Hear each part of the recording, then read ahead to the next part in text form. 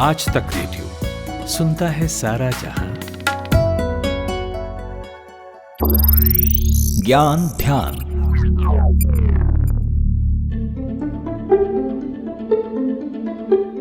Drugs लेते हो क्या भाई?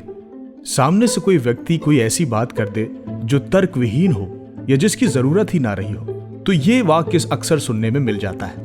फिल्मों में ड्रग्स के नशे के तौर पर इस्तेमाल खूब दिखे हैं। फिल्मी सितारों की जिंदगी में भी ड्रग्स का नाता अक्सर सामने आता रहा है।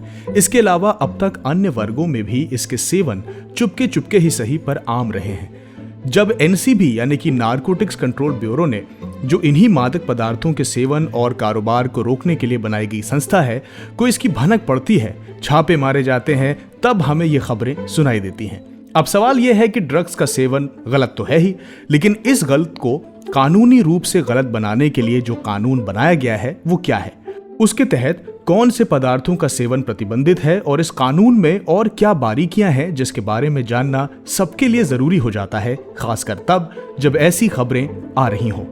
नमस्कार, मेरा नाम है जमशेद कमर सिद्दीकी और आप सुन रहे हैं आज तक रेडियो का पॉडकास्ट ज्ञान ध्यान। आज के इस एपिसोड में हम जवाब ढूंढेंगे इन्हीं ड्रग्स के यूज और बिजनेस रोकने के लिए बने कानून से जुड़े सवालों के। चरस, गांजा और तमाम नशीले पदार्थों के नाम हम हर रोज सुनते हैं। अखबारों में इनसे जुड़ी खबरें लगातार छपती हैं। शहरों की दीवारें नशा छुड़ाने के इश्तिहारों से पटी रहती हैं। सरकार ने नशीले पदार्थों के खिलाफ सख्त कानून बनाए हैं, लेकिन फिर भी इसका बाजार गुलजार है। इसके लिए तो बाकायदा पार्टियां होती हैं। सुना तो होगा ही आपने, रेव पार्टी। फाइनेंशियल रूप से काफी महंगी इस पार्टी में यही सारे पदार्थ नशे के लिए चुने जाते हैं। दोस्तों को इनविटेशन दिया जाता है और फिर ये पार्टी चलती है। खैर, ये तो चलन की बात हुई। अब इसको रोकने के लिए क्या क्या किया गया है ये भी जान लेते हैं। तो भारतीय संसद ने साल 1985 में नशीले पदार्थों को बेचने, बनाने और सेवन को लेकर narcotics drugs psychotropic substance act 1985 यानी कि एनडीपीएस एक्ट पारित किया था। नारकोटिक्स का अर्थ है नींद और साइकोट्रोपिक का अर्थ उन पदार्थों से है जो दिमाग पर असर डालते हैं। कुछ ड्रग और पदार्थ ऐसे हैं जिनका उत्पादन और कारोबार जरूरी है दवा वगैरह के लिए, लेकिन किसी को भी एक सीमा और नियमों के भीतर ही रहकर यह सब करने की मंजूरी है। सरकार इन सब गतिविधियों को इसी एनडीपीएस एक्ट के तहत कंट्रोल करती है। तो अब इसके बाद दिमाग ये जानने को उत्सुक हो जाता है कि ये तो कानून की बात हो गई, पर यह तो पता ही नहीं है कि इस एक्ट के तहत कौन से पदार्थ का सेवन या कारोबार प्रतिबंधित है। तो चलिए वो भी आपको बताते हैं। पहले तो इस एक्ट के नाम से इस्तेमाल दो शब्दों नारकोटिक्स और साइकोट्रोपिक के बारे में जान लीजिए। नारकोटिक्स शब्द के तहत चरस, गांजा, अफीम, हेरोइन, कोकेन, मॉर्फिन जैसे पदार्थ आते हैं। वहीं साइकोट्रोपिक के तहत एलएसडी, एमएसडीए, एल्प्राजोलम यानी कि केमिकल को मिलाकर बनाए जाने वाले जो पदार्थ होते हैं वो आते हैं। तो एनडीपीएस एक्ट 1985 की धारा 41 के अंदर सरकार को नशीली दवा का सेवन करने वाले की पहचान, इलाज और पुनर्वास केंद्र की स्थापना का अधिकार है। इतना ही नहीं, इस एक्ट की धारा 42 के तहत इन्वेस्टिगेटिंग ऑफिसर को बगैर किसी वारंट या अधिकार पत्र के तलाशी लेने, मादक पदार्थ जब्त करने और गिरफ्तार करने का भी अधिकार है। ये तो हुई इस एक्ट की बात। अब इस एक्ट के अंदर कई धाराएं हैं जो जांच करने वाले अधिकारी को कई अधिकार भी देती हैं, तो उन धाराओं को जानना भी जरूरी हो जाता है। ये जानने की कि इस एक्ट के तहत क्या क्या धाराएं लगती हैं और कौन कौन सी कार्रवाइयां होती हैं, हम पहुंचे विराग गुप्ता के पास। सुनिए विराग गुप्ता को।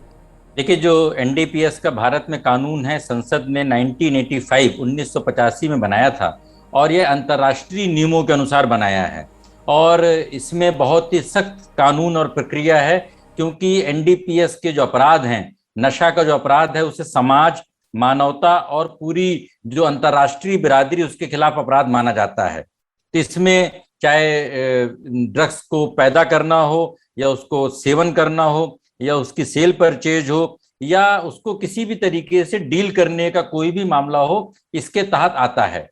अब उसमें जो क्वांटिटी है, तो मोटे तौर पे 3 तरह की क्वांटिटी होती हैं। बहुत ही छोटी क्वांटिटी, दूसरा है कमर्शियल क्वांटिटी और तीसरा है मीडियम क्वांटिटी, जो कमर्शियल क्वांटिटी से कम है और छोटी क्वांटिटी से ज्यादा है। अब जो इस समय मामले चल रहे हैं आर्यन खान वाले में, उसमें जो अरेस्ट मेमो था उसके अनुसार सेक्शन 8C, 20B, 27 और 35 इन 4 धाराओं को लगाया गया है। और उसके तहत उसमें यह स्पष्ट नहीं है कि उन्होंने कितनी क्वांटिटी इंडिविजुअली उनके पास से रिकवर हुई। और अब जो कोशिश की जा रही है, जो इन्वेस्टिगेशन बढ़ रहा है, उसमें यह लग रहा है कि जो एक अंतर्राष्ट्रीय इसका जो ड्रग्स का जो सिंडिकेट है, जो व्यापारिक तंत्र है, उसके साथ जो एक्यूज्ड थे उनका जुड़ाव था और जांच के अनुसार ही उसमें सजा, धाराएं और दंड निर्धारित होगा। एनडीपीएस एक्ट में अभी तक 3 बार 1988, 2001 और 2014 में बदलाव हुए हैं। अलग अलग प्रावधान लाए और हटाए गए हैं, लेकिन एक सवाल जो हर कानून के संदर्भ में चलता है और होता भी आया है वो है कानून का दुरुपयोग। कभी किसी कानून की जद में बेगुनाह भी आते ही हैं। तो अब एनडीपीएस एक्ट में अगर इस तरह की कोई संभावना बने, किसी ने ऐसा कुछ किया ही ना हो और उसकी गिरफ्तारी हो जाए, तो क्या करना चाहिए, ये भी मैंने विराग से जाना। देखिए, 2 तरह के स्टेज हैं इस पूरे मामले में। पहली स्टेज है कि गिरफ्तारी के बाद जमानत की स्टेज, और दूसरी स्टेज है कि जब जांच हो जाती है, तो जब चार्जशीट फाइल हो जाती है तो मुकदमा चलने की स्टेज। तो अगर छोटा मामला बनता है तो और बेलेबल बनता है और जमानत हो जाती है, तो उसके बाद फिर जो एक्यूज्ड है वो मेन मैटर में अपनी बेगुनाही साबित करने के लिए मामला दायर कर सकता है, एफआईआर रद्द कराने के लिए भी मामला दर्ज कर सकता है, और अगर वो सबूत दे सकता है तो मामला खत्म हो जाता है। लेकिन अगर वो नॉन बेलेबल है और उसमें जमानत नहीं मिल पा रही है, तो बेगुनाही साबित करने के लिए लंबा समय लग सकता है। और अगर कई सारे लोग एक्यूज्ड हों उसमें, जिनमें कि बहुत सारे लोग एक साथ शामिल हों, और उसमें अगर कुछ लोग बेगुनाह हैं, तो जिसको बोलते हैं गेहूं के साथ घुन भी पिस जाता है, तो जो बेगुनाह लोग हैं वो भी जो गुनाहगार के साथ उनके साथ पिस जाते हैं, और बड़ा मुश्किल होता है कानून के सामने अपने आप को बेगुनाह साबित करना। और इसमें जो विभिन्न धाराएं हैं अपराध की, तो जो सबसे कम अपराध है उसमें 6 महीने की सजा है, और अगर सबसे बड़ा अपराध है और अगर दोबारा अपराध किया गया और प्रीवियसली अगर वो कन्विक्टेड है, तो इसमें मृत्यु दंड तक का प्रावधान है। इसलिए एनडीपीएस का कानून बहुत ही सख्त कानून माना जाता है, और इसमें अगर एक बार मुकदमा दर्ज हो गया तो फिर बहुत लंबी प्रक्रिया के बाद ही बेगुनाही साबित हो पाती है। तो कुल मिलाकर नशे का खेल दोनों सूरतों में खतरनाक ही है। लेते हो तो नुकसान करेगा, लेते हुए पकड़े गए तो भी नुकसान करेगा। आधुनिकता की दौड़ में नशे को भी आधुनिकता का एक स्वरूप बना दिया गया, जो नहीं होना चाहिए था। खैर, इससे तो सबको बचना चाहिए। अपने आसपास के लोगों को इसकी जद में आने से बचाना भी चाहिए। तो ये थी वो सारी जानकारी जो हम आज आपके लिए लेकर आए थे एनडीपीएस एक्ट के बारे में, रेव पार्टी के बारे में और नशे के कानूनी नुकसानों के बारे में। उम्मीद है आज के टॉपिक से जुड़ी हम सारी जानकारियां आपको दे पाए हैं। आज के एपिसोड में बस इतना ही। कोई और विषय हो जिस पर आप ज्ञान ध्यान चाहते हो तो हमें जरूर लिखिए। हमारा पता है radio@aajtak.com। इस पॉडकास्ट के लिए जरूरी रिसर्च की थी हमारे साथी रोहित त्रिपाठी ने। मेरा नाम है जमशेद कमर सिद्दीकी। सुनते रहिए आज तक रेडियो। नमस्कार।